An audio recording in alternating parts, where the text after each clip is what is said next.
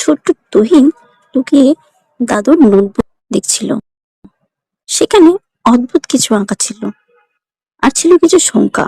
তুহিন বলল, এগুলো কিভাবে পাওয়া গেল?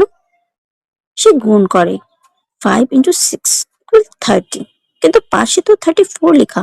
আর 7 × 3 = 21, পাশে তো 25 লেখা। কেমন অদ্ভুত! হঠাৎ সে লক্ষ্য করে 34, 25 এগুলো 5 × 6 এবং 7 × 3, অর্থাৎ এদের গুণফল হতে 4 ঘর বড়। ওহো, হয়তো পরে 4 যোগ করা হয়েছে। 30 + 4 = 34, 21 + 4 = 25।